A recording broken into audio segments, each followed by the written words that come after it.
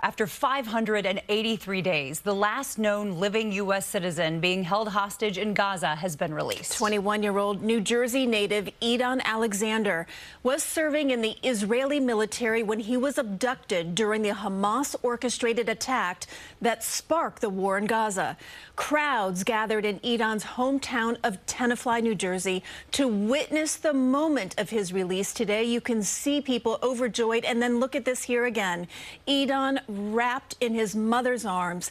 This just one day after Mother's Day. Certainly a gift that she will never forget. Lisa Rozner has been covering this story since day one. You were in the crowd in Tenafly today for that moment. Describe the emotion for us. Well, I mean, just imagine waiting a year and a half, not knowing if your friend or family member, what their condition was, if they were alive. And you could just feel all that frustration and angst melt in this crowd right in the center of downtown Tenafly today in this gathering. It was dancing, singing, crying as the crowd watched every single update. And just moments ago, we saw Edan reunited with his parents and siblings. The best Mother's Day gift Edan Alexander could ever receive, running into the arms of her 21-year-old son, Edan, who she has not heard from since October 7th, 2023, when he was kidnapped by Hamas from his IDF base near the Gaza border. He then embraced Dad, Adi, and his brother and sister. The moments broadcast live on Israeli TV in Hyler Park in Tenafly. The hundreds gathered overcome with emotion after seeing the first photo of him as he was handed over by Hamas to the Red Cross. We went to high school together and then we enlisted to the army together. It's amazing. I mean, his eye looks like it's in bad shape from the way I know him, but it's such a surreal feeling. Tenafly is where Edan Alexander graduated high school, was active in the Jewish Community Center, and a star swimmer. How are you guys feeling right now? We feel amazing. We're so happy.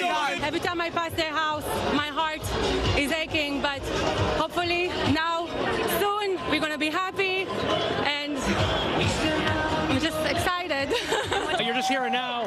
Sounds like Edan just talked to his mom for the first time. Could you imagine that? Back in March, Congressman Josh Gottheimer was in D.C. with Edan's father, pausing to look at his picture that said, "Still a prisoner." His parents never gave up faith for 1 minute. It looked a little thin but good, and he's walking and he's alive, and we're getting an American home. The words "kidnapped" now will be changed to be "home." And I interviewed Edan Alexander, his father, many times over the last 19 months. He always said his advice to Edan would be to stay strong. Now, nearly 60 hostages remain in Gaza. It is believed only around a third of them are alive. The IDF has said that among the dead bodies are 4 Americans and their families, and Congress are still fighting to bring them and everyone home. The hope is that Edan's release jumpstarts negotiations to end the war.